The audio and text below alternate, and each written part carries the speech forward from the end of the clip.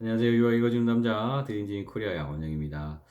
해외에 나가시는 분들 중에 이제 집에 관련된 어커모데이션에 관련된 사항들 때문에 조금 오해 아닌 오해도 생기고 또 그러다 보니까 사람들과 관계가 이제 틀어지는 경우들도 보게 되는데 그 오해 소지의 첫 번째 요인이 뭐냐면 그 비용에 대한 부분입니다.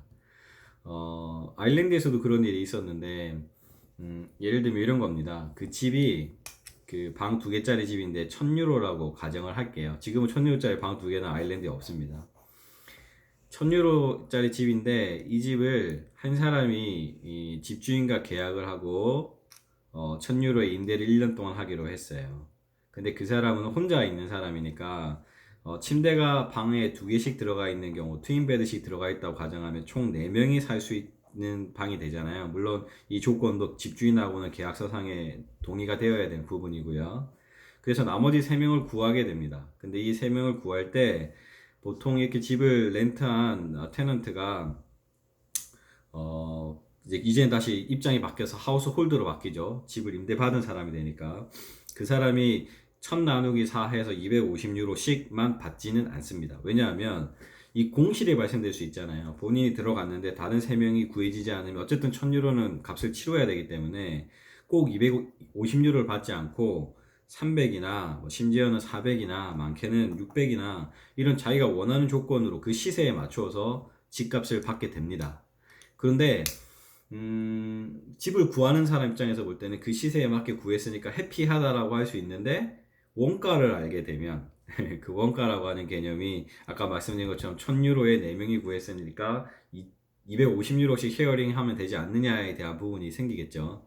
근데 그게 사실은 오해에서 시작되는 겁니다. 왜냐하면 아까 말씀드린 것처럼 공실에 대한 부분이랑 집 계약에 대한 어떤 이름을 올리죠. 집을 계약하면 뭐 인터넷이라든지 전기라든지 가스라든지 이런 것들에 대한 모든 어카운팅 자체가 이 집주인의 이름으로 발행되니까 이것들에 대한 부담이나 보증금이나 이런 것들도 발생할 수 있잖아요. 그렇기 때문에 절대 250유로에 집을 내놓는 사람은 없습니다. 그래서 많은 분들이 한국 사람들끼리 이 집 가지고 장난한다고 왜 집값을 나한테는 250유로 시세인데 왜 나한테는 600유로 받냐라고 하시는 분이 있을 수도 있겠지만 이런 숨어있는 아니면 미처 알려지지 않은 여러 가지 정보들을 취합했을 때 그 금액이 적당하다면 그 사람은 나쁜 사람이 아닙니다. 그리고 그 시세가 만약에 본인이 그 금액 600유로라고 하는 돈을 냈을 때 본인이 만족했다면 그 거래는 성립된 거죠. 그보다 더 싼 집이 있었고 자기가 구할 수 있는 조건이 됐다면 다른 조건을 찾으면 되는데 그 시점에는 본인이 600유로가 만족스러웠기 때문에 계약을 했는데 그거를 이 사람에게 블레임을 한다라고 하면 사실은 많은 관계들이 틀어지는 걸 전 주변에서 너무 많이 봤거든요. 그러니까 되게 좀 안타깝더라고요. 저도 뭐 제가 집을 통째로 빌려서 저희 가족이랑 다른 사람이랑도 살아보기도 하고 저희 학생들을 위해서 집을 통째로 빌려가지고 학생들이 머물게 해주는 그런 상황들도 있었는데 어, 이런 조금 민감한 부분들이 학생들 사이에 오해들이 생기거나 거주자들끼리의 오해가 생길 수 있는 것들을 봤습니다. 몰타도 마찬가지인 것 같아요. 몰타는 더더구나 좀 심한 것 같습니다. 그게 오해가 될 수 있는 요소들이. 왜냐하면 몰타는 단기간 빌렸을 때의 금액이랑 장기간 빌렸을 때의 금액이랑 내가 빌리는 시점이 성수기에 포함되느냐 아니냐에 따라서 금액이 계속 변하거든요. 그러니까 더군다나 또 몰타는 들어가는 인원이 들어갈 때 슉 들어갈 때는 많이 성수기에 많이 들어가고 안 들어갈 때는 비수기엔 거의 많이 안 들어가기 때문에 이 집에 대한 부분들을 관리하는 게 굉장히 어려운 것 같아요.